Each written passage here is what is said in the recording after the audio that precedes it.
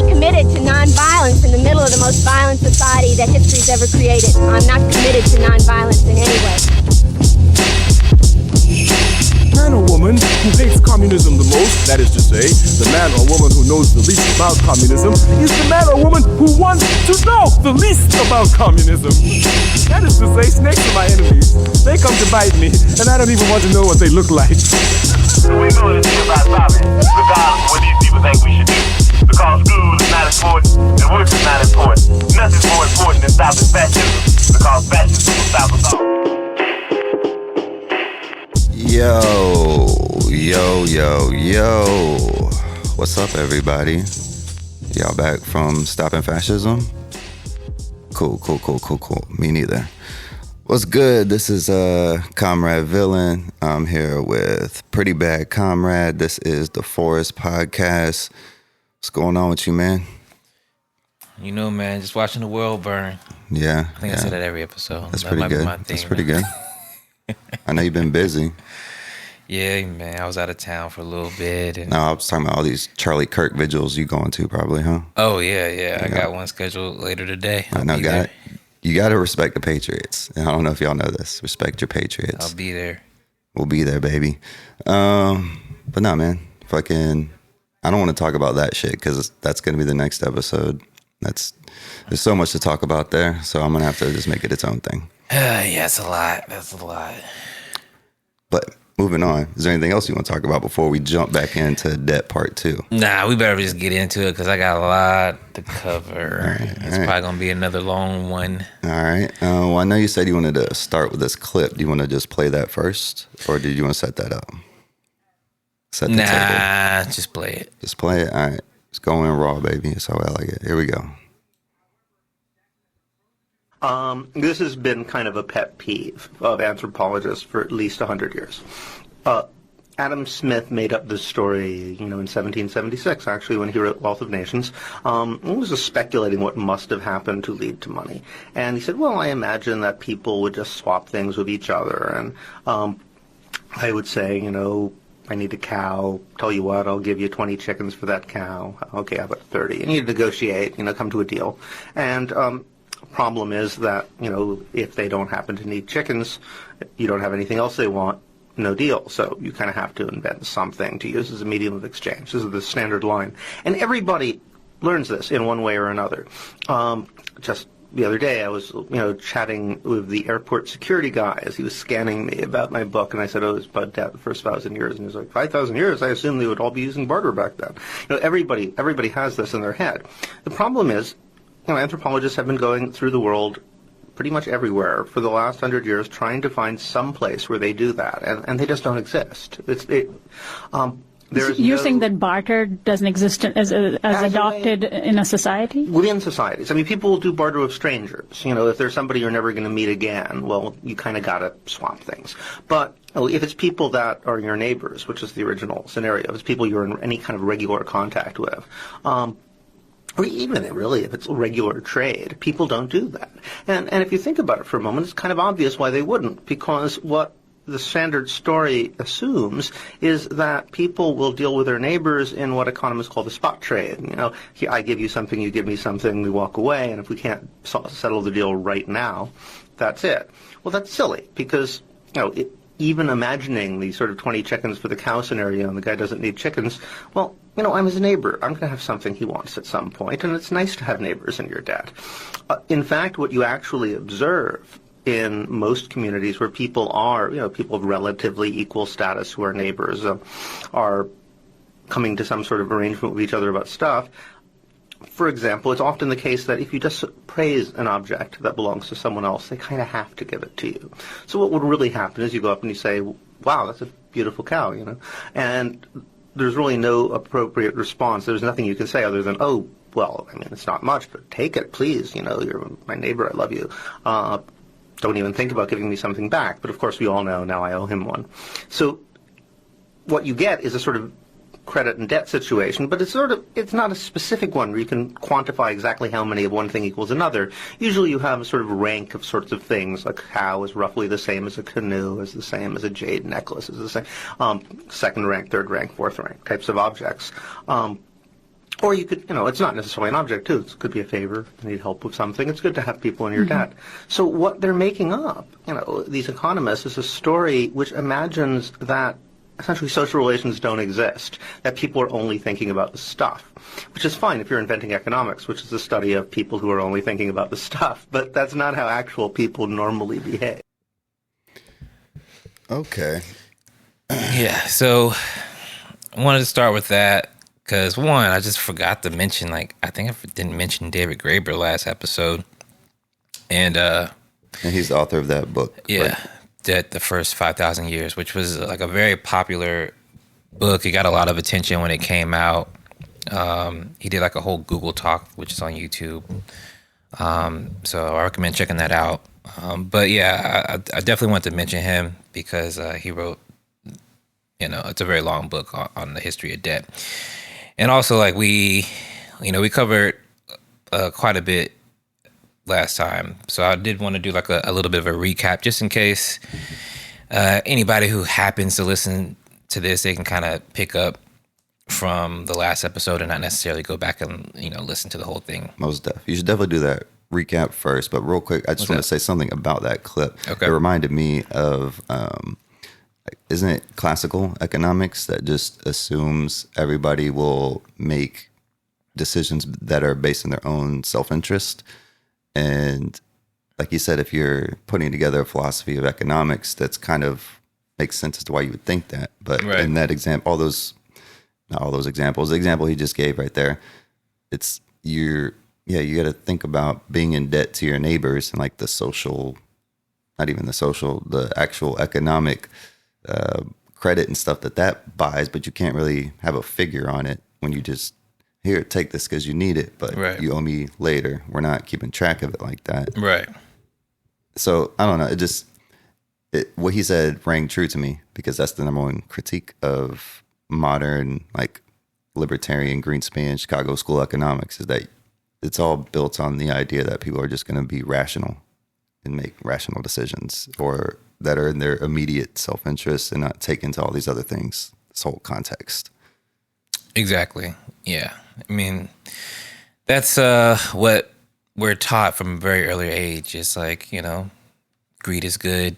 You're going to do what's in your own self-interest. I think, doesn't Ayn Rand have a quote about something like that? I'm pretty sure. That's what her whole philosophy is built on. Yeah. But, so. Objectivism. Yeah, I mean, and we talked about this last episode. Even right there is she called it objectivism because it's almost, she's an atheist, and that's kind of how I got into it. But it's this is the objective reality. People will be greedy and all these things that I think. But right. She named her shit objective. It's it's not objective. You can't just do that. I guess it's almost like Scientology. Yeah. You say your shit's just whatever. Say it's objective, yeah, guess, and sure. now you can't argue with it. Yeah, exactly. This is the default where we start. Right. People are greedy. Okay. Right. But go ahead. But yeah, so I mean, we covered a lot of that last episode. So if you want to hear more about that history, then go check that out. But I am going to give go through what we talked about briefly. HBO Max recap real quick. Yeah. So let's see.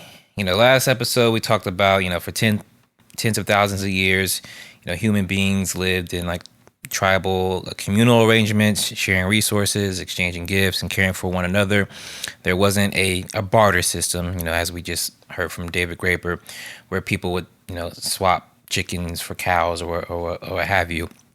That story was largely invented later and popularized by Adam Smith and others. And, anthropologists like David Graeber have shown how this barter myth is misleading because it suggests markets and capitalism are somehow, natural stages of human development. And in reality, debt, money, and markets were deliberate social and political inventions, often tied to, power and control. So who do I trust, the anthropologist or the guy the godfather of capitalism? All right, go ahead, keep going. So we talked about Mesopotamia and Hammurabi, in Babylonia and Sumer, kings like Hammurabi knew debt could destroy society. Creditors would seize land. Peasants would fall into debt bondage, and inequality would spiral out of control. And to prevent this from happening, rulers would periodically cancel debts and free debt servants. These weren't utopian acts; they were survival tactics to stop creditor oligarchy from taking over society. We also went over like coinage in Rome. Coinage was introduced mainly to provision soldiers and expand empires. In Rome, the landlord creditor elite, the latifundia owners, you remember that word? Don't remember what it means, but yes, I do. Which is, it's just their estates. Okay. Yeah. The latifundia owners grew rich off massive estates while hollowing out the empire's tax base. They cared more about their private fortunes than sustaining the republic. And this creditor oligarchy helped drive Rome into crisis and collapse. And when leaders tried to reform the system, elites responded with violence. They killed Tiberius and Gaius Gracchus. I'm not sure if I'm pronouncing that correctly. They were Gaius the Grouch. They were murdered for pushing for land redistribution. Marcus Livius Drusus was assassinated after proposing land and citizenship reforms. And Julius Caesar was also assassinated because they suspected that he was also going to cancel debts. So, two main things. Remember, coinage comes from imperialism, I guess, fundamentally, right? That was the whole point of it? Yeah. So for soldiers, yeah, to expand the empire. Yeah. And then there was a conflict or friction between kings or lords or whatever and something that wanted to become an oligarch class or whatever. What are they, creditors? What would you call them? Yeah, creditor class, or oligarchy. So like that it's all the same. already existed. But yeah, go ahead. And so Michael Perini and Michael Hudson point out that Caesar wasn't killed for being a dictator in the abstract, but because he threatened elite wealth. His death, like the Grouchy before him, was a class counterattack by the oligarchy. So that was Rome. That's how Rome collapsed. It wasn't because, they got attacked from outside or mismanagement. It was mismanagement, but not sort of the story. classic I think in popular culture is they overextended their empire, and then that little what you just said is right. Caesar suspended the democracy, and like those two things is why it fell, but it ignores like what all the context that we're just putting around this. Yeah. Right. Absolutely. Just to sort of reiterate, it was because these rich oligarchs who became the Senate were more concerned about funding their own latifundias or their own large estates, and this eroded the tax base that was needed to finance the empire. That's what Gladiator 2 is kind of about with Denzel Washington. Y'all should watch that. Yeah, I haven't seen that actually. It's good. He has a lot of fundia, and like the whole, I don't give a fuck about spoilers. It's not really spoilers. The whole movie is him trying to like get power to keep funding that lifestyle. Right. Yeah. And that's how Rome ended. Then I talked about, how that fragmentation actually is what sort of evolved into what we know as, feudal society. Feudalism. After Rome fell, Europe shifted into feudalism, nobles at the top, peasants tied to the land, and very little mobility over time. Mini Romes. Exactly. A bunch of people with their latifundias, their estates, landlords. Over time, merchant and commercial class rose up in conflict with landlords. Merchants didn't make their living from land. They profited from moving goods, running caravans and ships, building early banking systems. Nobles relied on tolls, rents, and restrictions, while merchants wanted freer trade, secure contracts, and strong centralized governments to protect commerce. That clash between land-based aristocrats and money-based merchants fueled revolutions that broke feudalism and opened the way to capitalism. All right, that's how you get the emergence of capitalism. And then we talked about the Founding Fathers a bit.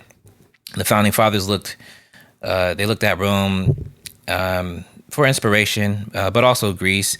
This is something I didn't really mention that I meant to mention is, Aristotle had argued that extreme wealth, inequality, destabilizes republics, and that redistribution was sometimes necessary to preserve balance. Jefferson echoed this spirit in a way because because Aristotle was a student of Plato, and Plato talked about that in the Republic. I'm pretty sure. But go ahead. Yeah.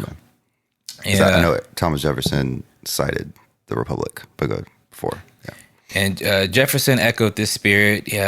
Jefferson wanted like an agrarian republic of independent farmers who, basically were self-sufficient. He feared creditors would reduce citizens to debt slaves. Madison, on the other hand, kind of went the other way. He wrote that the Senate should be designed to protect the opulent minority. That's actually a quote. He wrote that in one of his writings. From the majority. And I've seen Chomsky quote that. Yeah, that's in that documentary Requiem for the American Dream. That's what it is. Yeah. Good documentary. Recommend that. Highly recommend it. I think we mentioned it before. Yeah. So yeah, Madison was all about protecting the opulent minority, and this is why the Senate was sort of set up the way it was. Again, it kind of drew inspiration from Rome. You didn't vote on the senators back in the day; they were rich people that were appointed, because if you have pure democracy, poor people would just vote to take the rich people's shit. That was the idea of having the American Senate be this unelected thing, because poor people, they're not smart enough to manage wealth, essentially. Exactly. All right. And that's something I don't think is very well understood about our, democracy, is that it wasn't meant to be democratic in its initial iterations. Obviously, there were slaves and stuff too. That's even in the Republic too, with Plato, the philosopher kings. He's like, poor people or just common man is not, that wasn't really a poor people thing. Because in Greece, the way Chomsky talks about this in the documentary, the way they handled this problem was try to make a super welfare state to where rich people, their lives weren't that much better than the regular person, so they didn't really care too much. But he would argue they still need philosopher kings to like run the government, because the common man doesn't know enough about running a state. Yeah, this is what Aristotle was. That was his argument. Yeah, but Americans, like Thomas Jefferson, took that kind of the right way, and Madison took that and was like, no, or not even the idea of a Senate being created was like, we need to have these people that are unelected, that because the regular man is not smart enough to do this. But really in America, it was just rich people protecting their wealth. Right. Yeah. So Madison was less concerned about creating some sort of welfare state or some sort of... In fact, opposite. Yeah, he was more concerned about, let's set up a system where we can like protect ourselves from... Protect our property. Yeah. So that was Madison.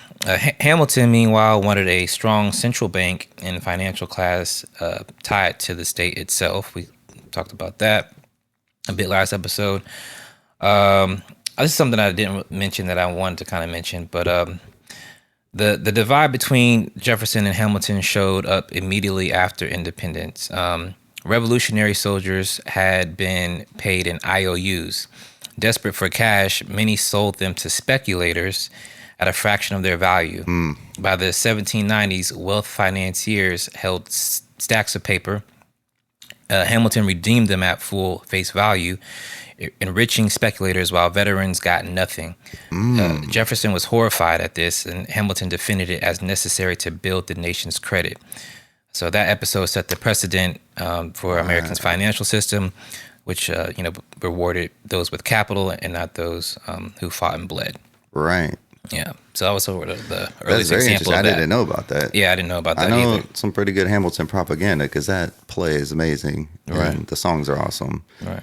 And who's the guy that killed Burr? It definitely, the play makes it sound like Burr was a piece of shit. But it doesn't go... I don't remember. But I didn't know that. Yeah, Thomas Jefferson essentially came down on the side of people that had to, almost like people sell their food stamps, sell these bonds because they needed money now, right, for a fraction of what they're worth. Right. And then, yeah, Hamilton's like, yeah, we got to make sure the guys that made a lot of money off that get their money. Yeah. I don't like that. Yes, sir. So yeah, that was Hamilton. Damn, Jefferson keeps sounding better and better. Yeah, he has some, I guess, redeeming qualities. I know he's a big slave guy. Yeah, Not a big slave guy, but had a then lot he had of like he had a lot of slaves. then he have like affairs with his slaves and stuff too. And, Yeah, like, he had like kids with one of them. I think her name was like Sally. I can't remember. I should remember. He also I should wrote know the Jefferson Bible, which is that took all the magic out of the Bible. Yeah, I remember. That's kind of cool. Yeah, well, that's another thing. A lot of the founding fathers were not like super religious. They were deist. Is that the right Yeah, word? that's how he used it. Yeah, Yeah. I think that's what George Washington was too. He was Right. a deist. He's like, I believe in a God, but Right. not. We don't need to. I don't need your religion to explain it to me. Essentially, Right. yeah. I mean, this was like during the Enlightenment period, so they were all. Oh shit! Can we say this now that Charlie Kirk's died though? So What? I'm pretty sure this is a Christian nation founded by Christians for Christians. Oh gosh. Fuck. Oh boy. All Delete right. that producer that we don't have. So yeah, what else did I want to? Oh yeah, so I wanted to talk about this too. It's something we didn't really go over, but I thought this was interesting. In fact, during the Civil War, New York bankers demanded outrageous interest rates to fund the Union. Lincoln instead used greenbacks. I've heard of the greenbacks. Yes, a lot of people have heard of the greenbacks. I wasn't that familiar with them, but I remember hearing about them during the Civil War. Mm-hmm. But it was paper money that was printed directly by the Treasury, not backed by gold or silver. Okay. And they circulated as legal tender. Greenbacks became popular with farmers, workers, and debt critics as a people's currency outside of Wall Street's control. Bankers pushed to retire them after the war, but they lived on in populist politics as a symbol of monetary independence. That's very interesting. Yeah. Because like that was their solution.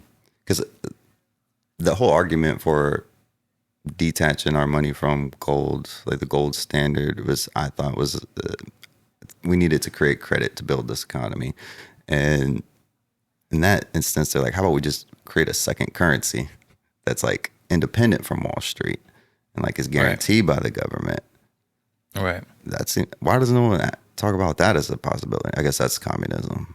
Can't do that. I mean that's essentially what we already do. But what do you mean with Bitcoin? no, I mean the Federal Reserve, that's fiat currency. I mean, Yeah, because that's what I'm saying. We don't have the gold standard anymore. right. But if we did, because both of those, get rid of the gold standard and then creating greenbacks, were trying to solve the same problem.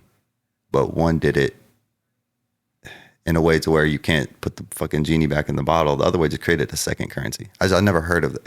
I heard of what greenbacks were, but I didn't know what they were for. Yeah, I didn't As a understand that solution either. to the problem, it's pretty cool. I like that.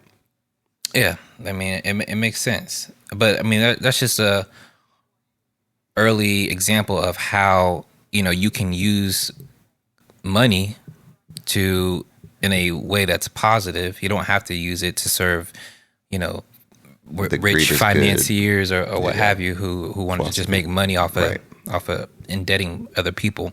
He used it to finance the war, and then also there was fears that he was going to continue to use the greenbacks.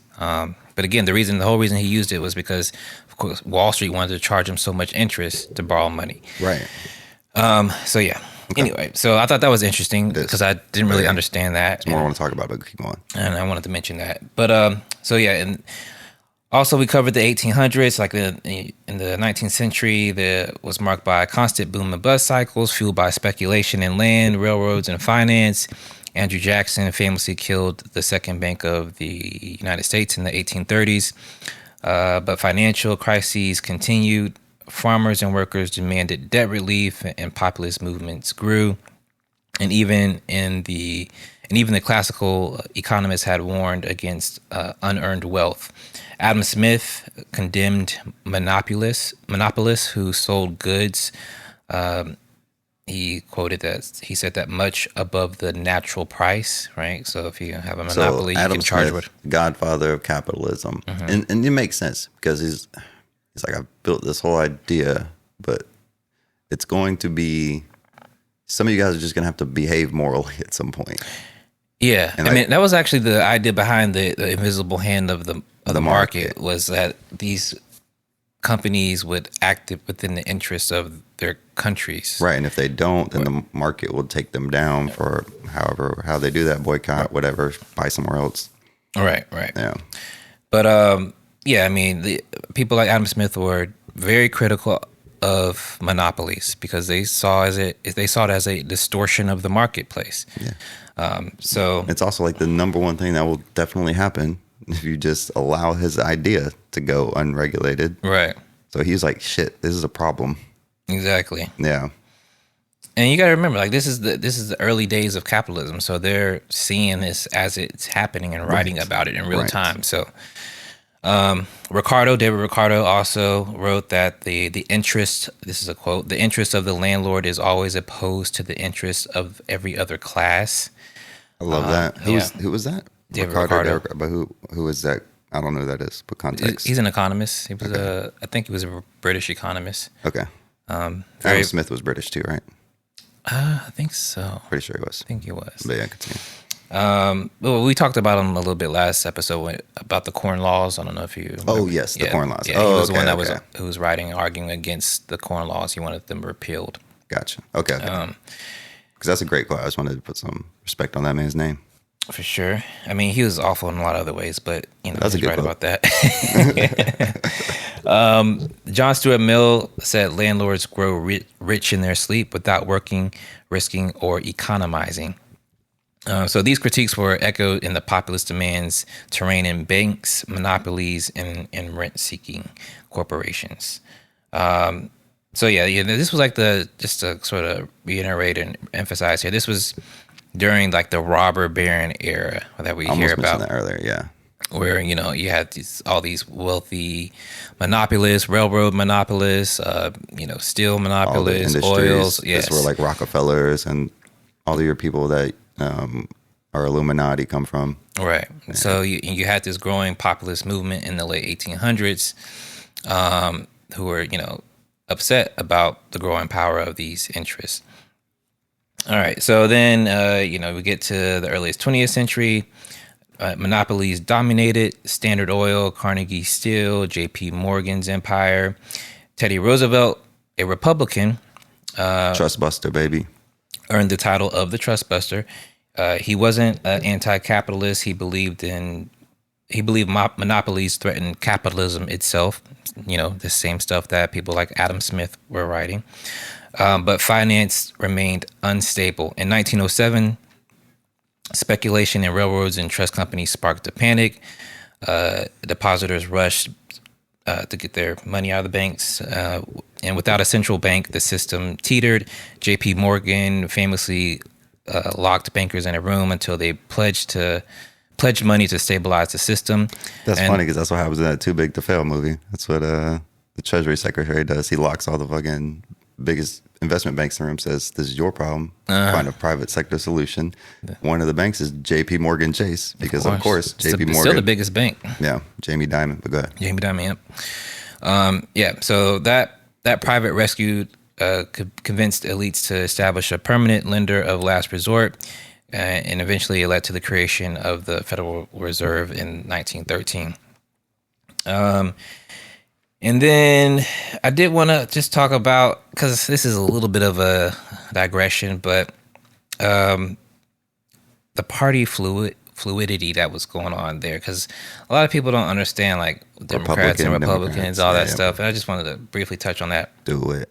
But it's it's important to remember that these weren't today's parties. Jefferson, who considered himself a Republican, they later became the Democrats.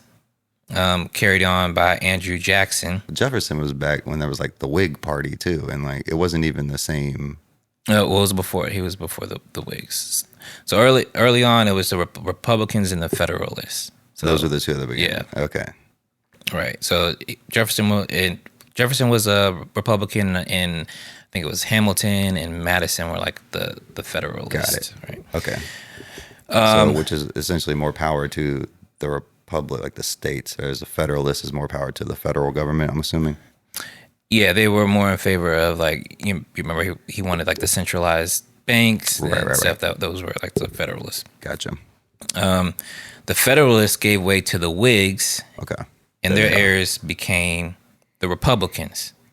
So they actually flip-flopped there. Back then, okay. Yeah.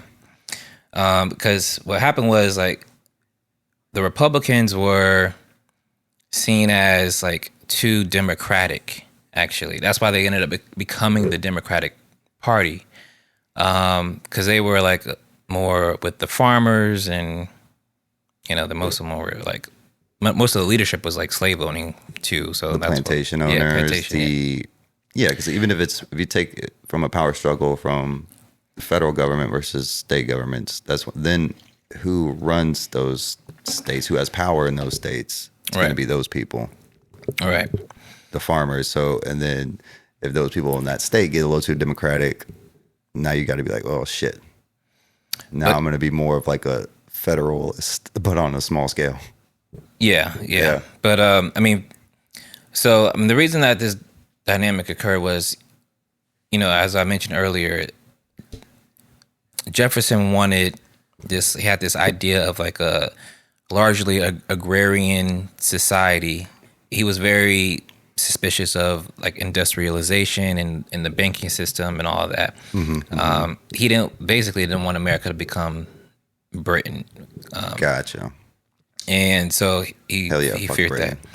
that. And eventually that gave way to one thing I want to mention. Also, I didn't have it in my notes, but I was reading about it. Is they started calling them Democrats as a slur because the Jefferson had and the Republicans had more of an affinity towards the French Revolution at the time. And of course, people like Madison thought that was way too radical, right? And they were like, "You guys are Democrats, like you guys want democracy. Look what it's doing over there." Right. So Democratic was actually a pejorative that was used against people like Jefferson at the time by the Federalists. It's almost that like eventually evolved into they just adopted the name. And you know, Andrew Jackson was was the first Democrat who was like, "Oh, I'm just a Democrat." Yeah, I mean that's a good propaganda move too. Like, fuck it, lean in. Right. Yes, we do want democracy, but I was just say prior to that moment, all of the writings, everything the founding fathers said about freedom, it is now kind of used today as if they were talking about democracy, but really it's just freedom from Britain. Like, we want freedom from Britain. Full stop. We have no idea how the fuck to run this country. And like, we're not even sure we want democracy. Right. A lot of us are really vehemently against democracy. Right. This country wasn't founded on the idea of a democratic country in a world where no other country was democratic. Right. But if you read what they're talking about, I don't know what they're talking about. If you take their quotes and they talk about freedom and liberty and stuff, it's like, I think literally they just mean from Britain. It's like you put from Britain on the end of everything that they say, because they don't want liberty for black people in America, right? They don't want freedom so all these things that they say that is now used as like the founding fathers were so great, they were all about freedom and democracy. They literally were not. Right. Yeah, a lot of contradictions there.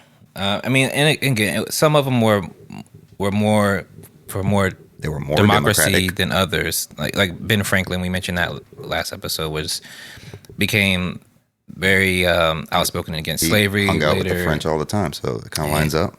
Yeah, so he was more sympathetic to a more democratic style society, but that's where the Democratic Party came from. That's interesting, though. Yes, yeah, and that's something I didn't really understand that until I was reading about this. Okay, so at that point, the Democrats. So we're at a point in time wise. Were the parties? Because you're still going to go through the timeline of how the parties are evolving. I mean, that was pretty much it, I think. But yeah, I mean, that was, you know, right after the Revolution. You know, you had Jefferson, and then they were the Republicans, and then Andrew Jackson comes along later. I think in the 1820s or 30s is when he's president, I think. Okay, but that's around the time they just said we're the Democrats. We'll embrace that. Got it. Okay. Pretty much. And then Teddy Roosevelt being a Republican during the Trustbuster era. Because I know that's how we got on this, is the whole thing about. Yeah. Well, let me just finish this part right here. Yeah, right. So the Federalists gave way to the Whigs, and their heirs became the Republicans in the 1850s. The party of Lincoln, which opposed the expansion of slavery and supported industry later, they became the Republicans. Later, Teddy Roosevelt, also a Republican, became the trust buster. The party's identities were fluid, and even George Washington warned against permanent factions in his farewell address that would, calcify two parties that we, know today. So, yeah, that was, and then of course, we know later on they switch again after the Southern strategy, Right. after the Civil Rights Movement and all that happens, and a lot of the Republicans start to court these Democrats who were part of the old Confederacy. Yeah, that all starts with Reconstruction. As soon as Reconstruction happens, that's when the parties start to realign. Like, because it was the plantation owners. Well, the Southern strategy. That's after civil rights. Yeah, I know, but I'm just saying that isn't that when. All right, I guess I'm getting lost. When Teddy Roosevelt was president, and he was the trust buster. Right. He was the more Republican party, was a more quote unquote Democratic party. Right? Well, they were the party that, freed this, helped free the slaves and fought against the Confederacy Right. So even, but they were also the party who was more in favor of an industrialized economy, because you remember all the Democrats, the Jacksonian and Jeffersonian Democrats were mostly, from the South, were slave owning class, and then you had the Republicans who were more of in a tradition of like the Madisonian and the Hamiltonian industrialists, wanted a central bank. Yeah, they were like the Federalists.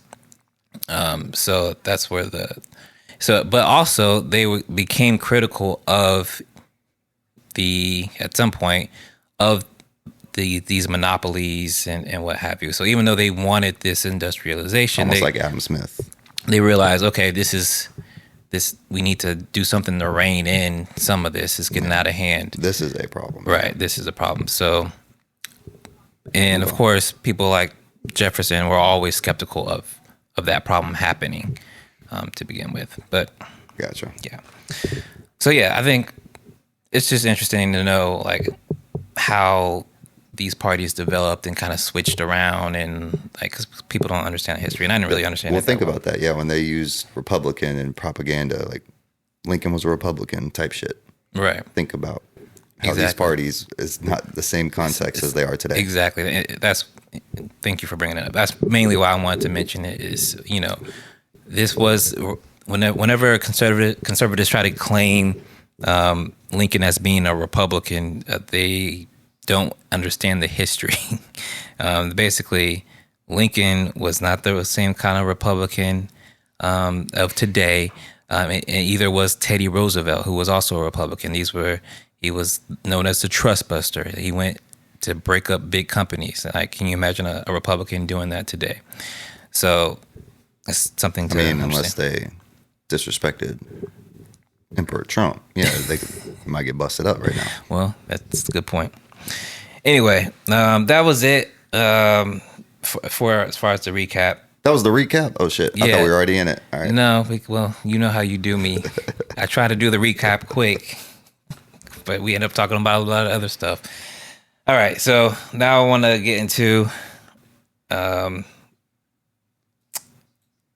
where we kind of left off, which was kind of like after the end of World War II, I believe. So obviously World War II happens, and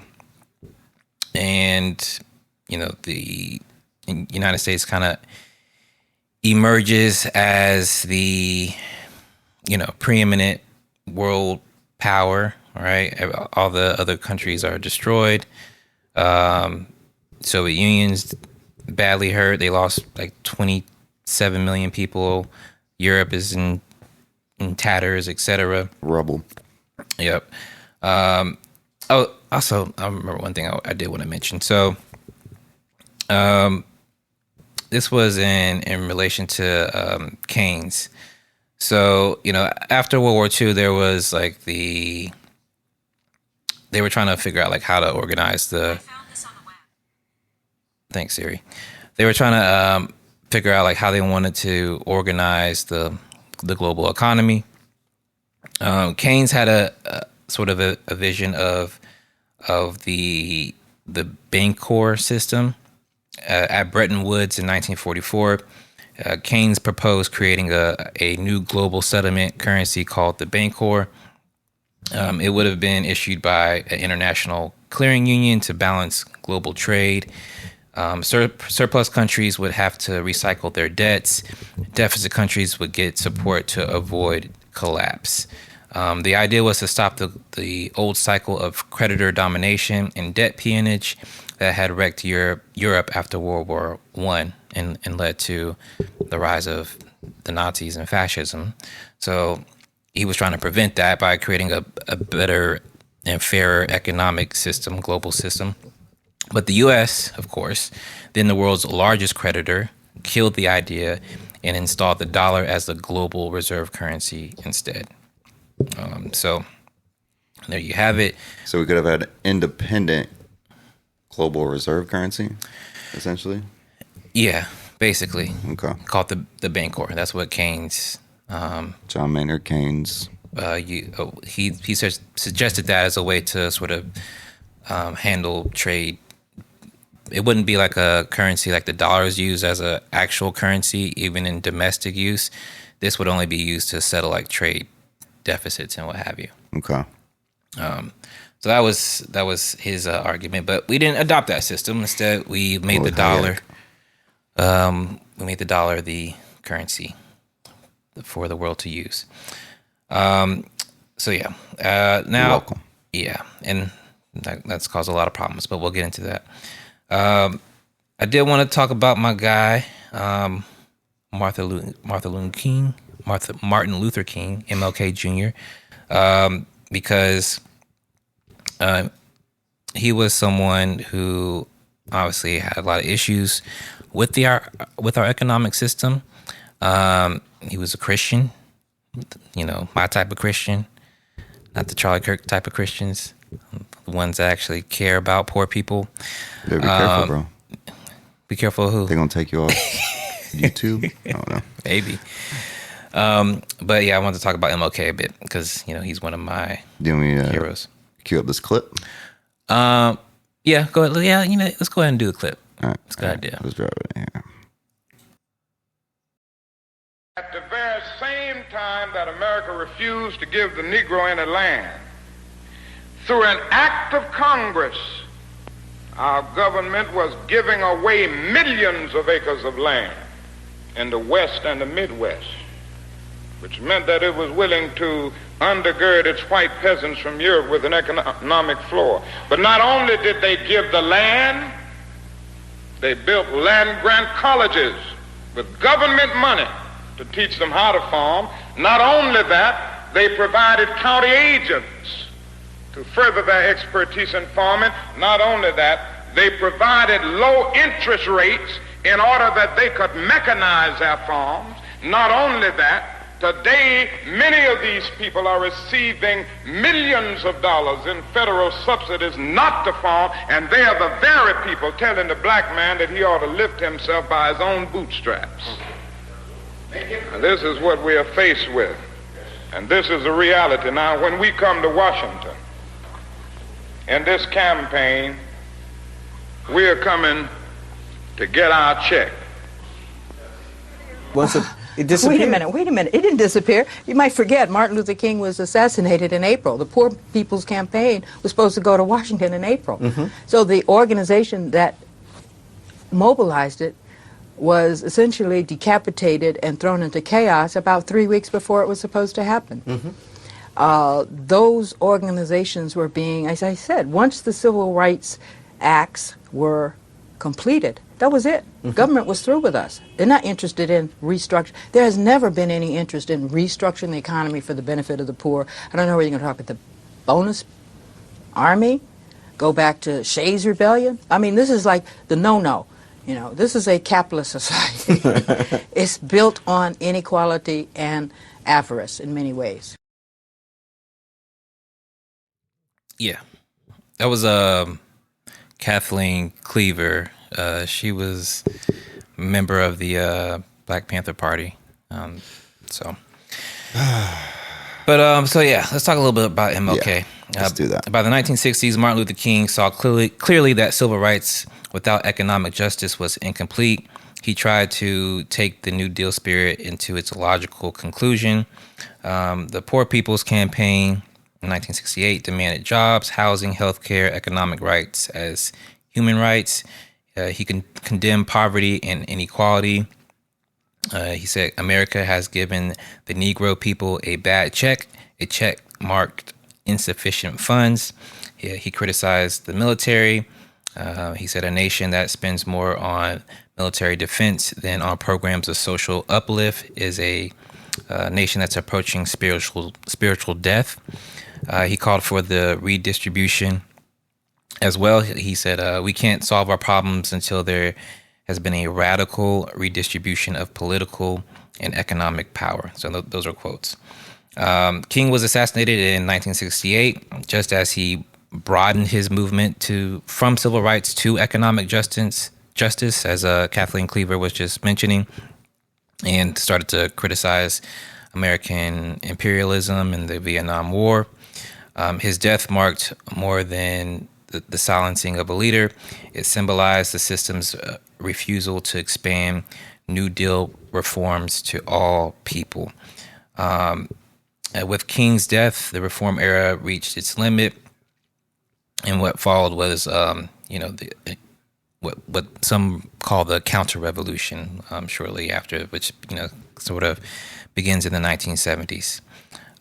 So I thought it was important to mention King because a lot of his history gets whitewashed, and also I think there's some parallels here because MLK's assassination wasn't just a political tragedy; it was part of a much older story. Time and again, reformers and prophets who threaten empire are assassinated, just like we saw in Rome. And I don't think that was a coincidence. Personally, I think there was some government involvement, and I think they even lost a civil lawsuit. They did. Yeah.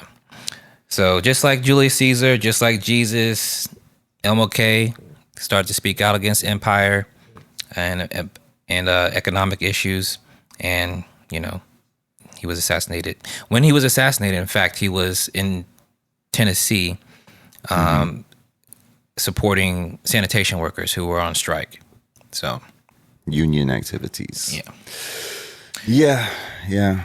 So I think that was important, and I want to read this Lenin quote because preach. It's important to know how they whitewash our history. During the lifetime of great revolutionaries, the oppressing classes constantly hound them. After their death, attempts are made to convert them into harmless icons, to canonize them, to surround their name with a certain halo for the consolation of the oppressed, while at the same time robbing their revolutionary theory of its substance, blunting its revolutionary edge, and vulgarizing it. So that's what they do to That's a our great martyrs. definition of whitewashing. Who was that again? Lenin. That was Lenin? Yeah. That's in State and Revolution. Damn. Yeah. Wrote that in 1917, 1916. I think right before the Russian Revolution, he wrote that book. Right. How prescient was that? Well, But he was going through revolution, so yeah. Yeah, he's like, this is what I'm seeing. This is what these fuckers be doing.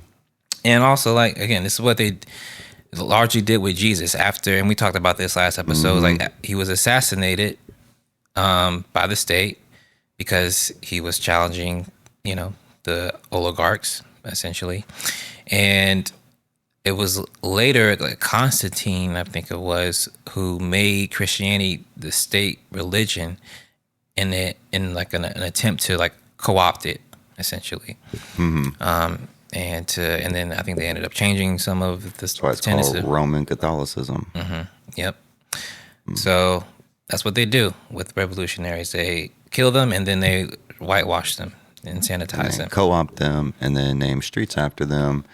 So you think they're like Gandhi, and that any kind of pushback that you have against the system should be very peaceful in the streets where you can get beaten and people will be like, later on, that was a good guy. All right. Absolutely. That's not how it works. Unfortunately. I mean, in the bigger picture, that's not how like revolution works. You can't just go to protests. Right. And expect people to change their minds. Yeah. Historically, it's never how it has happened. Nope. All right. So now I wanted to move into, again, this was, we talked about MLK. 1968 is when he's assassinated. This is like right at basically this, in my view, kind of marks the end of all of the progress that was made post-World War II with the New Deal reforms and Social Security and the labor movements. And then, of course, you get the civil rights movement in the 50s and 60s. So this was like a progressive era, like from the 40s throughout the 60s. Then you get into the 70s. And this is like what people call the counter-revolution. Mm-hmm. You get the Powell Memorandum, which Chomsky also talks about in that documentary, where that Supreme Court judge writes a memo to the Chamber of Commerce. I don't know if he was a judge at the time, but he writes a memo saying like, yo, we gotta, this democracy stuff is getting out of hand. Like, pretty sure he was. Yeah, he might have been. But basically, we gotta start investing in institutions and think tanks and doing everything we can to organize capital against all this progressive movement that we're seeing, women's rights movements, civil rights movements, labor movements, etc. We need to propagandize better. So we're going to need things like institutions and think tanks that we can cite so we can organize people to keep capitalism going. Right. Exactly. Turning Points USA. Thank you. Mm-hmm. All right. So talk about the 70s a bit here. So the counter-revolution began in the 1970s. It was a project to unrestrained capital and put the creditor class back firmly in the driver's seat. First, Nixon took the dollar off the gold standard in 1971, the Nixon shock. This unleashed financial volatility across the globe. Then in 1979, the Fed chair, Paul Volcker, jacked up the interest rates sky high to kill inflation. This worked, but it also blew up the global South, who had borrowed when rates were low. Suddenly, they couldn't pay. This brought back the debtor's prison, but for entire countries run by the IMF. This is exactly what David Graeber called the politics of debt. Debt became the perfect excuse to force countries to sell off their public water systems, their utilities, to cut pensions and wages. The message was, you owe us, therefore you must dismantle your society. These were the austerity programs and structural adjustment programs under IMF, et cetera. Mm-hmm. But I think this would be a good time to play that clip from Radhika Desai, who's an economist who's written a lot about this issue. Oh, which one was that? That was the addiction to growth, or that was like the last one. Debt is political. The debt is political. Okay, probably. Yeah, I got you. Yep. All right. And finally, the Federal Reserve, the incoming Federal Reserve chairman, Paul Volcker, decided that he was going to roll up his sleeves and he was going to absolutely kill inflation by inducing a recession. So what he did was he simply restricted money supply. And he said, I'm just going to restrict money supply and I don't care where interest rates go. And they leapt up and they went up from negative real interest rates to like 15 and 18 and 20% double-digit interest rates. And so suddenly the debt burden of all these countries, it was not changed because of any secular development. Their condition changed as a result of a single decision on the part of a single decision maker. So Paul Volcker induced a crisis within the United States, a very long recession, but in the third world, he induced the debt crisis. And so that debt crisis erupted, particularly with Mexico, Brazil, and Argentina, originally defaulting on their debt in 1982. And I even remember back in the day, Fidel Castro, actually saying to them, look, you folks have already paid back more than enough. You don't need to. You should repudiate this debt. You should just give up this debt, etc. But unfortunately, that's not what happened. And all the third world countries were essentially, Latin America was followed by Africa. And these two continents in particular actually went through the ringer, really, economically. They were in the ringer. They experienced economic retardation. Suddenly, they had to expand their exports. Given that they had barely industrialized, all they could export was what every other third world country would export, all sorts of primary commodities, be it coffee, be it cotton, be it tea, be it cocoa, be it strawberries, what have you. You couldn't walk for all sorts of fresh third world primary commodities. Cotton, which was hard to buy, was suddenly flooding Western markets. Silk, which it was hard to buy, was suddenly flooding Western markets. So you got this big bonanza. Western countries got to buy cheap things because, of course, if every country that can produce coffee is exporting coffee, if every country that is producing cotton is exporting cotton, prices fall.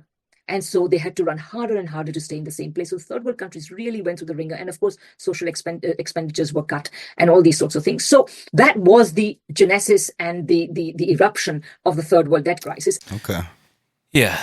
So I think it's important to understand that, because a lot of times we hear about these global South countries, these third world countries, they're so poor they can't get their affairs in order.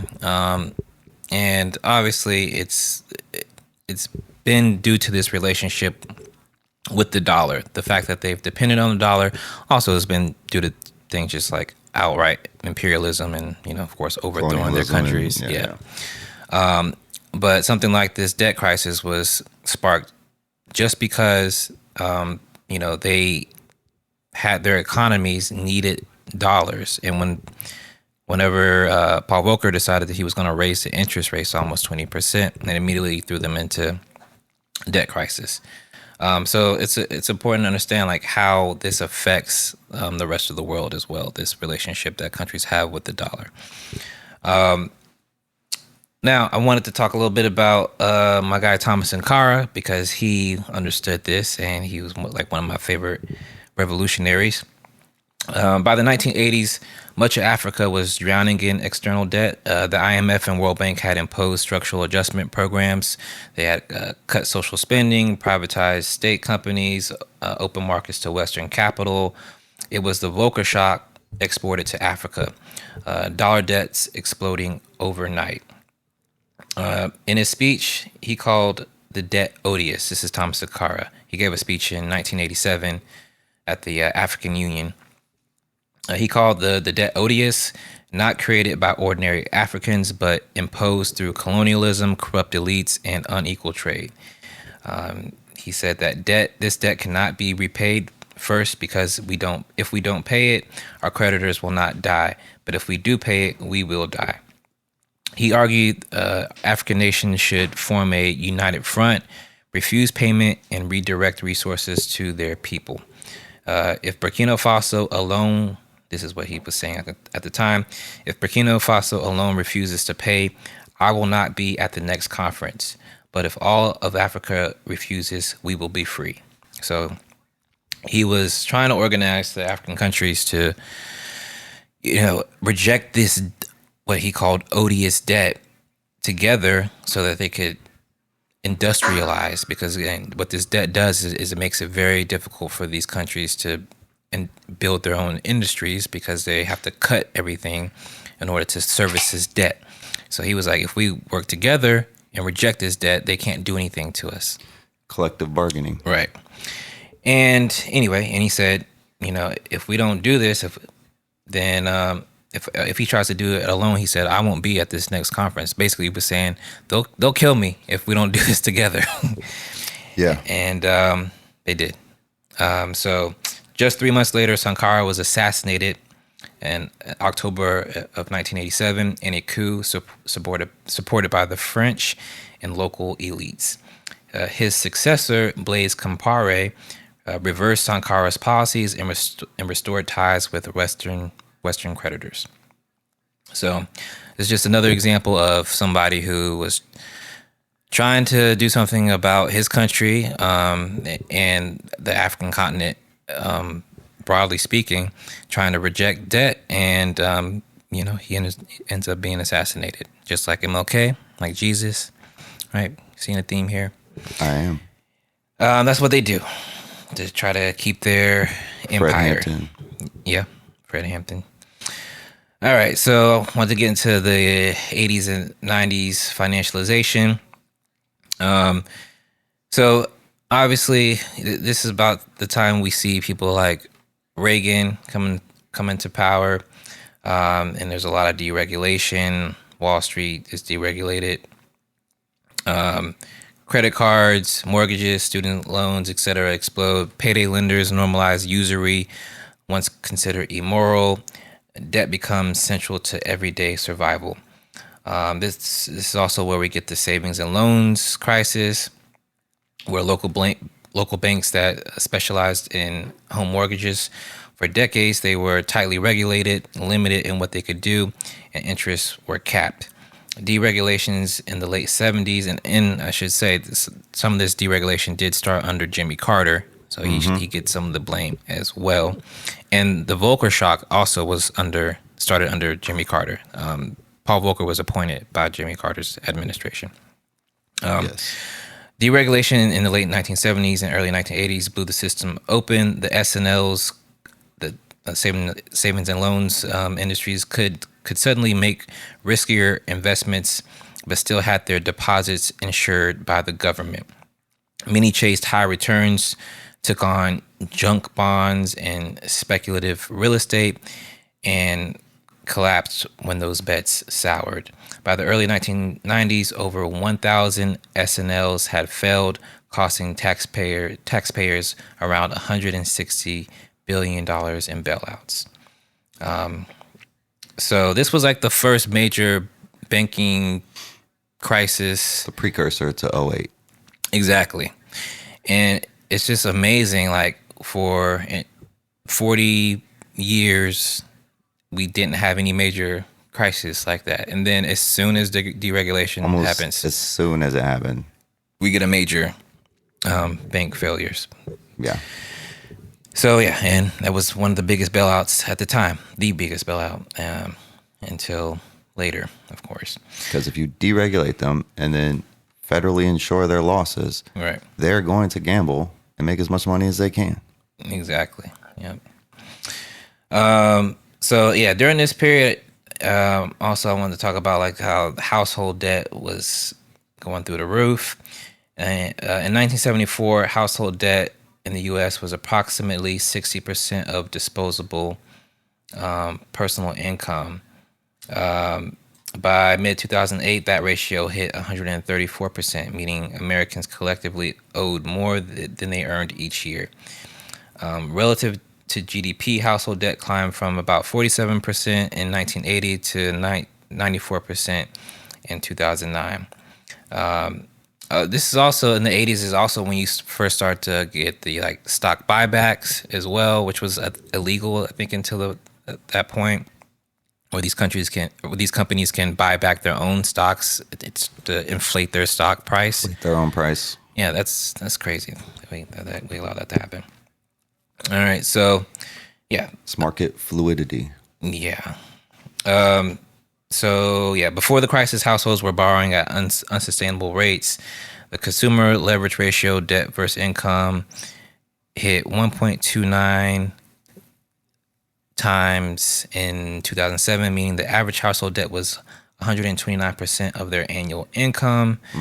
Since the 1970s, middle class incomes grew by only 25% when adjusted for inflation, but their debt surged 250%. They borrowed more, not because they wanted to, but often to sustain the cost of living against stagnant wages. So, yes, you saw massive debt increases during this period. Wages weren't keeping up with inflation. Also, remember we had offshored a lot of our manufacturing jobs, etc. We had disciplined the labor unions, if you will, and because of this, people were using credit cards to try to keep their lifestyle, and this, of course, exploded the debt. Yep. Back when unions were strong, for white people, you could have one person that works in the household, and sometimes union takes care of the healthcare and education costs. So unions have that bargaining against their employees or employers. Now, crush unions, deregulate, and then they tell you, actually, both of your parents should work. Actually, use credit cards. Consumerism is good. Just put it all on a credit card. You'll be okay. Right. That's kind of how they... We're not going to pay you anymore, but we'll give you credit. Yes, exactly. Yeah. So fast forward, and also, I think I mentioned Glass-Steagall, which was repealed under Clinton. A Democrat got rid of Glass-Steagall. Yes. In the 90s. This is some bipartisan deregulation for sure. Absolutely. Started under Jimmy Carter. Definitely was put on steroids by Reagan. Exacerbated the situation. Yeah, for sure.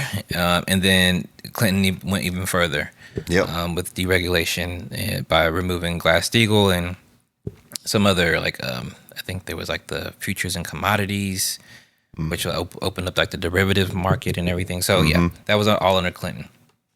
All right, so this was the precursor. All this was the precursor to 2008, which I want to, of course, talk about. The housing bubble. All right. And I feel like this could be its own episode. This really could be its own episode, but we're just going to cover it briefly. Yeah. And we might have to do a full episode. I probably will. Yeah. In the early 2000s, banks aggressively pushed mortgages on anyone they could, including people who clearly couldn't afford them. These subprime loans were justified by one simple gamble: housing prices would always go up. People weren't just buying homes, they were being loaded up with massive debts. Those debts then became the raw material for Wall Street's financial products. A big chunk of these mortgages were so-called liar loans where borrowers didn't have to document their income or assets. Sometimes they were encouraged to exaggerate their earnings just to qualify. Banks knew many of these loans were shaky, but they pushed them anyway because they could repackage them and sell them off. Move it off their books. In some cases, loan officers even joked that their product was a loan designed to fail. Wow.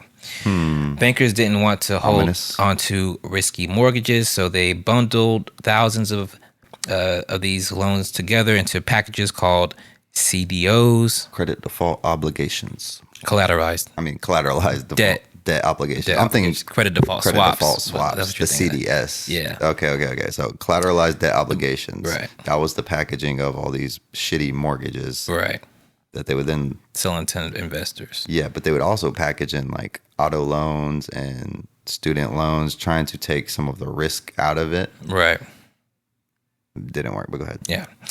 The idea was to spread the risk. If one family defaulted, others would still pay.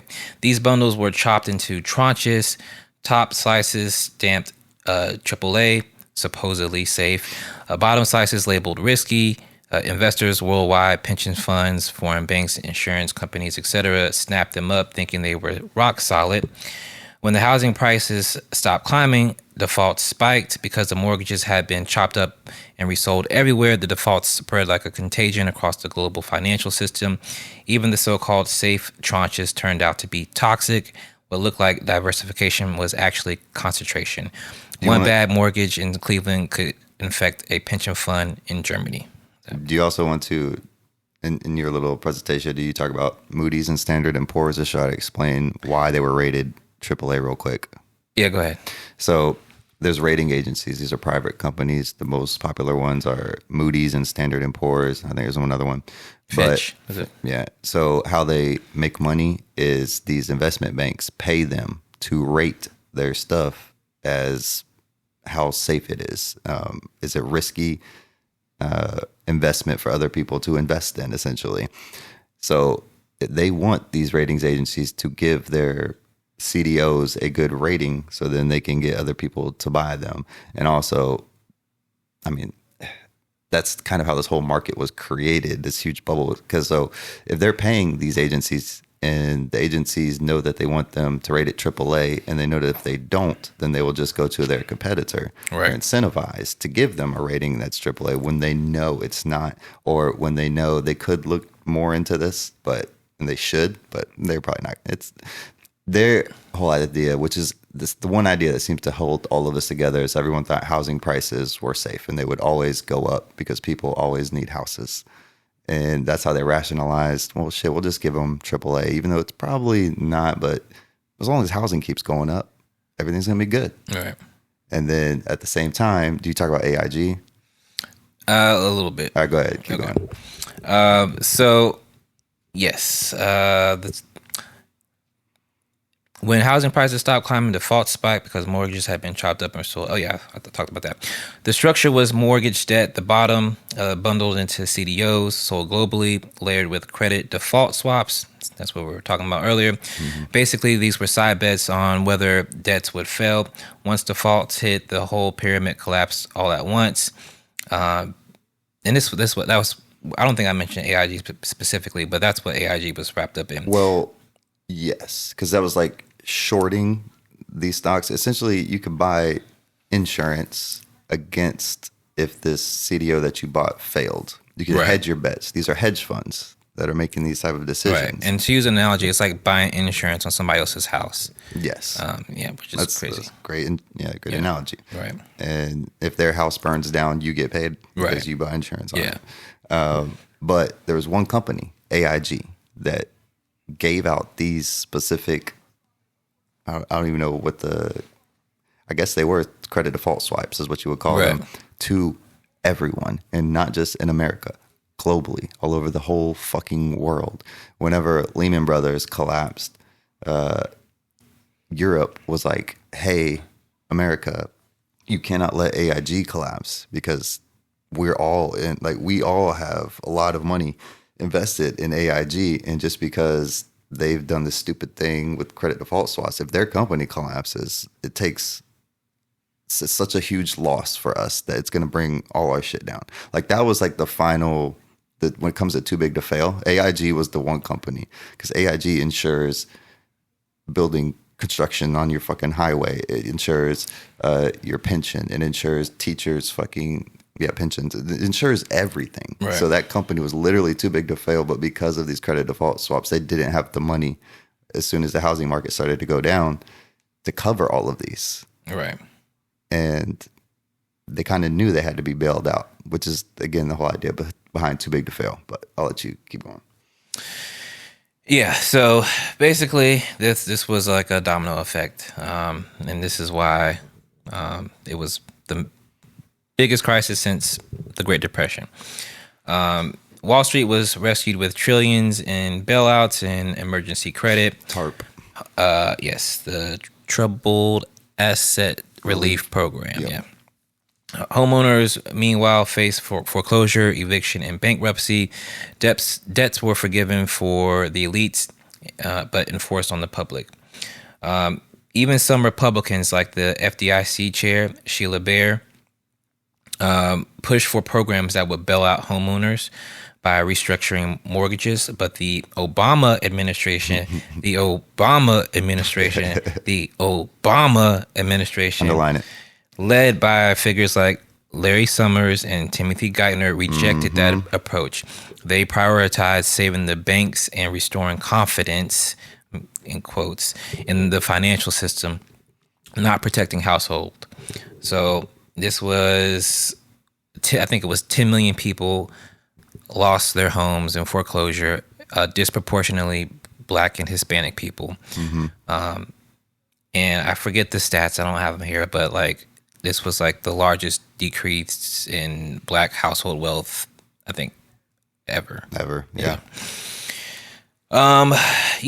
So that was our first Black president. Did a lot of great things for Black people. Black president fucking appointed Larry Summers. Tim Geithner was already there, but like, no, he wasn't. He was there already. Geithner. I mean, he was brought into the administration. Oh yeah, but true. Before he was the Fed chair. I think. Yeah, a New York Fed chair. Oh, that's right, just New York Fed chair. So yeah, the crash destroyed millions of lives, jobs lost, homes seized, futures wrecked. But instead of restructuring finance, policymakers doubled down. The banks deemed too big to fail only grew bigger. The financial oligarchy that caused the collapse came out stronger than before. So that was that section. And if you guys want to learn more about that, go watch Too Big to Fail, which is a great movie. JD loves that movie. What's the documentary? Or name? Comrade. The narrated by Matt Damon. The Inside Job. Inside Job. Inside Job is also really good. Yeah. Also, The Big Short is a really good movie. It is. That talks about that. So those are great films. So was Margin Call. Highly recommend Margin Call. I still haven't seen Margin Call, but I've seen the clips that you showed me, and it looks really good. Yeah. All right. So yeah, that's I wanted to play that clip. Nah, we'll skip that clip. I don't want to hear him. All right, Trump. Yeah, I'll play you. Yeah, I probably should have played that before I went into all that. But basically, it's just a clip of him talking about how a recession could be good for him because he could buy up a bunch of property for cheap. This is how these weirdos think about it. Like, they don't care about the economy. They see it as an opportunity for them to, sharks, baby, to benefit on other people's debt, essentially. Yeah, vulture capitalists, whatever. That's that they call venture capitalists, but no, all capitalists, they're looking at any kind of opportunity like this. Right. Yeah. All right, so I'm wrapping up here. Across 5,000 years of recorded history, societies have faced the same choice: either discipline the creditors or let creditors discipline society.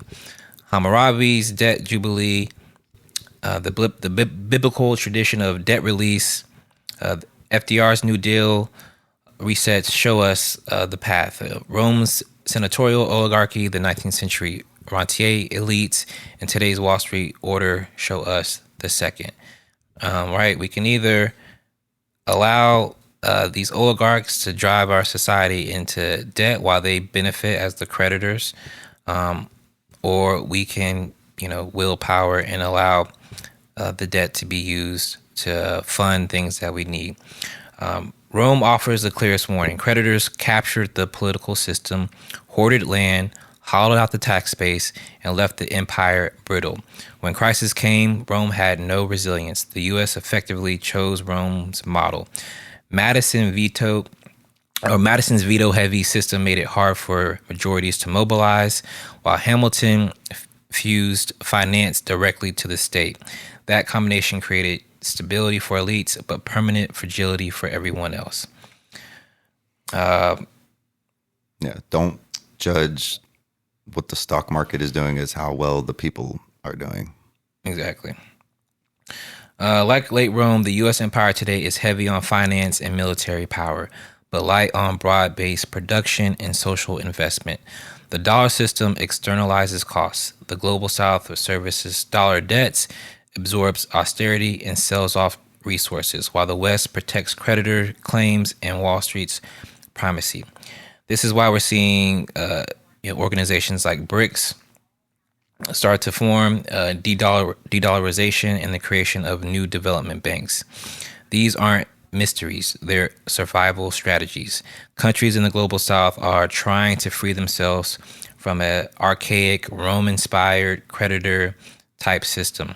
Initiatives like the New Development Bank, trade in local currencies, and massive infrastructure projects through the Belt and Road initiatives are attempts to finance growth without debt and IMF austerity. The West's reaction has been tariffs, sanctions, and subsidies, all while refusing to discipline Wall Street.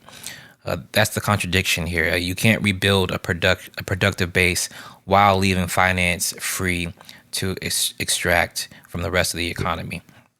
Yes. Reindustrialization requires patient, low-cost capital, but finance only chases fast returns, buybacks, and fees. Strategic resilience requires public provisioning, housing, healthcare, etc., but oligarchs insist on austerity and privatization. And at the household level, the hypocrisy is obvious. Families pay, exorbitant rates on their credit cards, rack up predatory student debt and payday loans, while financiers borrow from the Fed at near zero interest rates and get bailed out after every crisis. All right.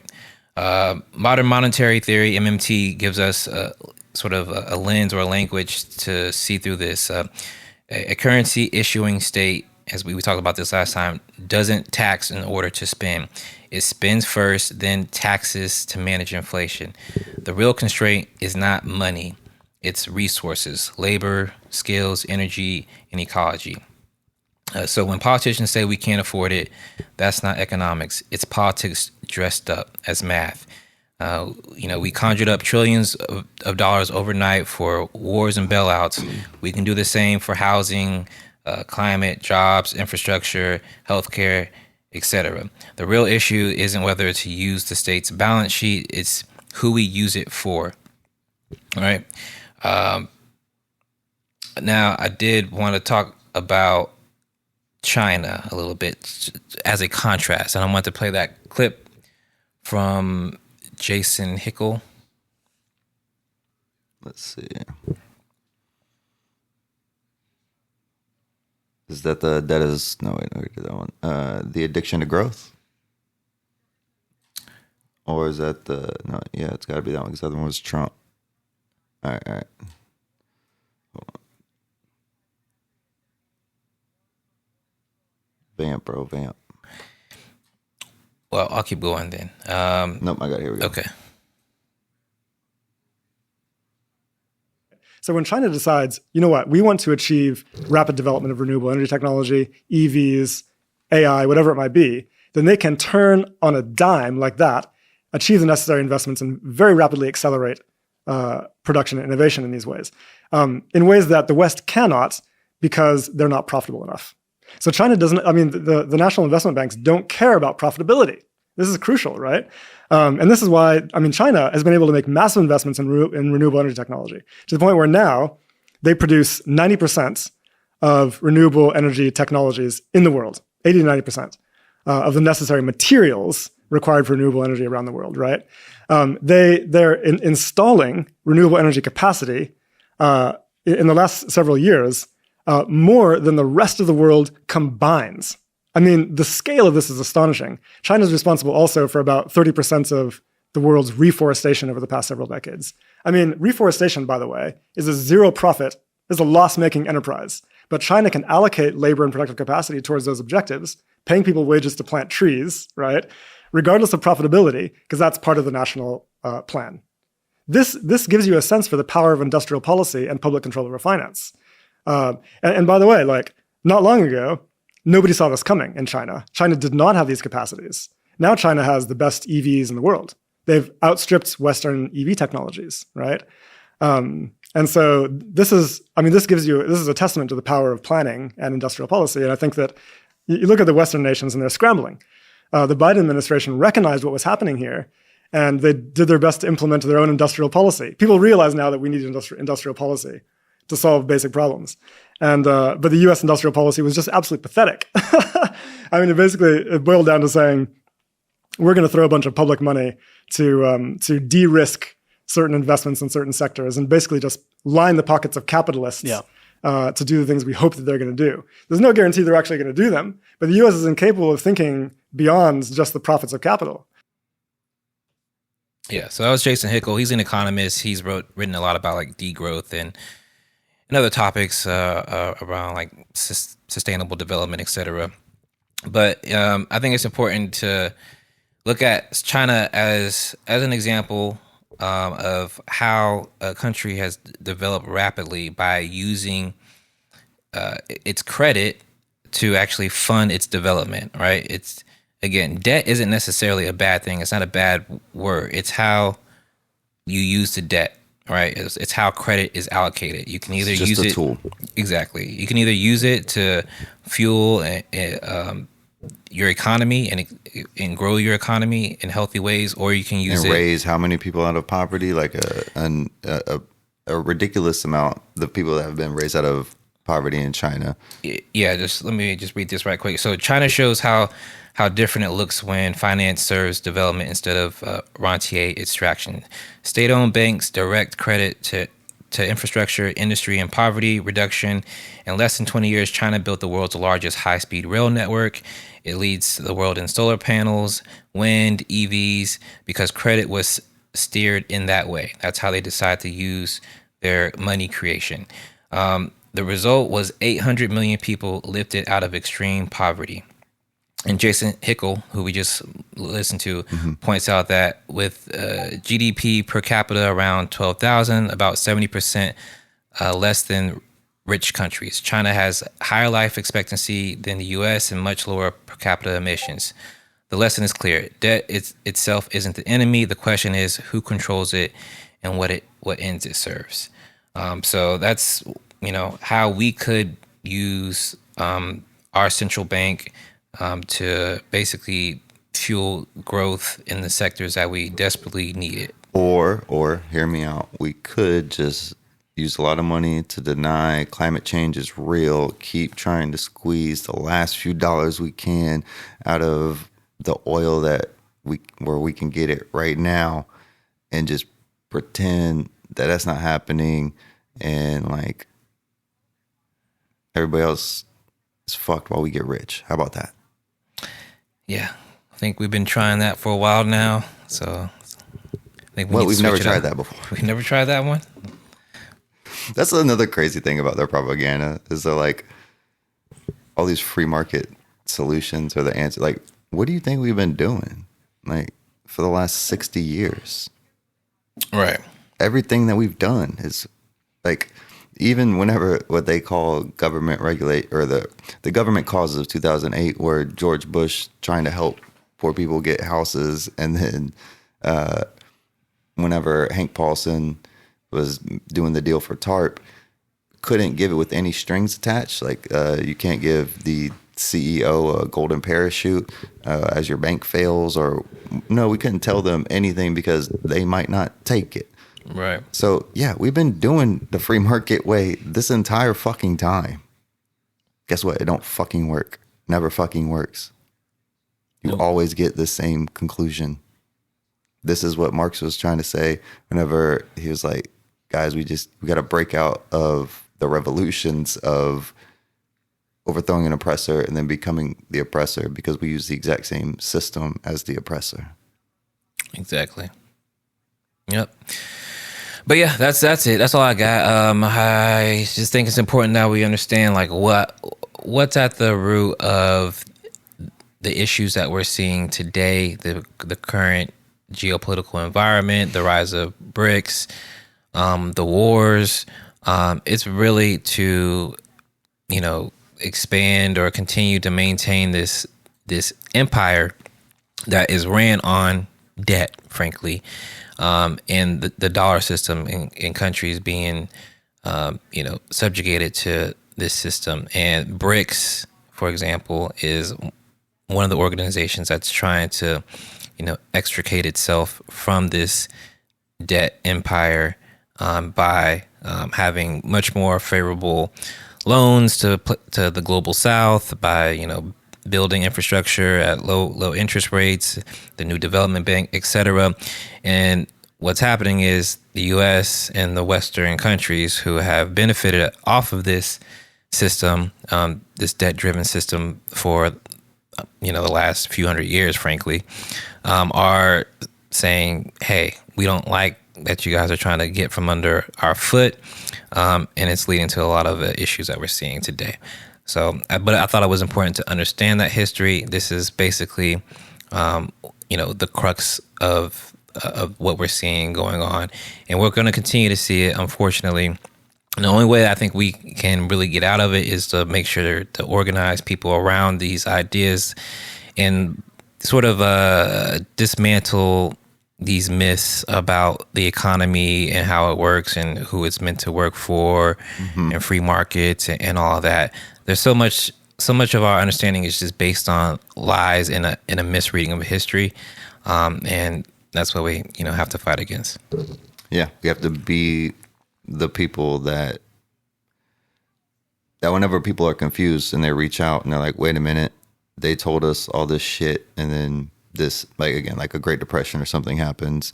It's the same thing you see, Greece, Greece is a pretty good example.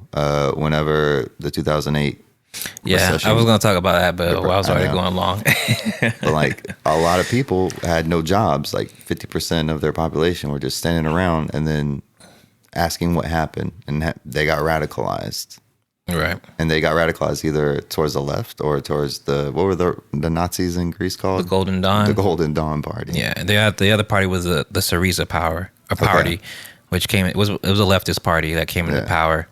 And ultimately they wanted to, Yanis Varoufakis, who's an economist who I appreciate his work. He's written a lot around this, but basically he argues that once Syriza came to power, he was the finance minister in that government, and he went to the European Union to try to negotiate the debt, basically, that Greek owed, and he was told by one of the European Commission officials they basically told him that elections cannot be allowed to determine economic policy.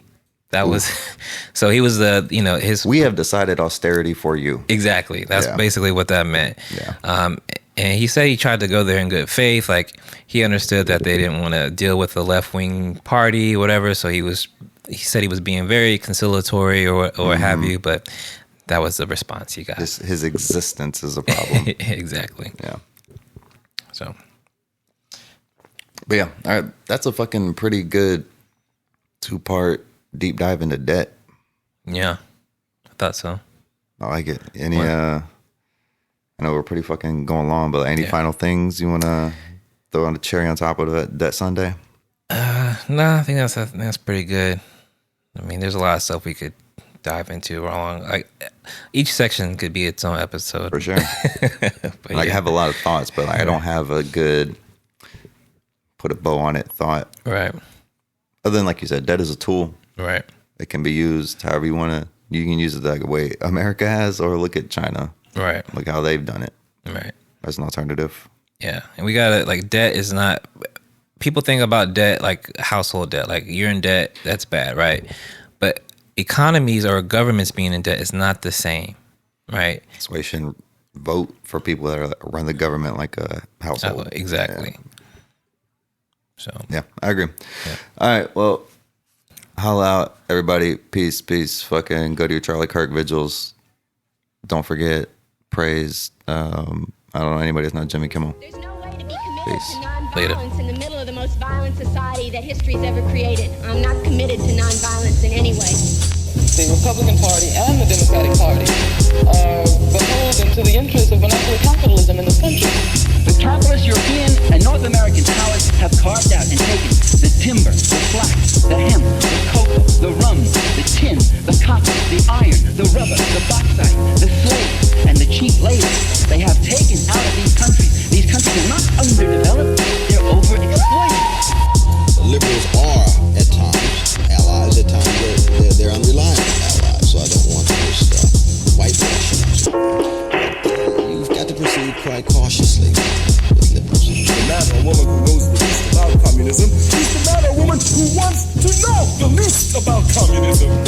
That is to say, snakes are my enemies. They come to bite me, and I don't even want to know what they look like. What's happening here for the last 4 years? Brutality, humiliation, our basic human rights taken away from us. All of this has to continue through talking.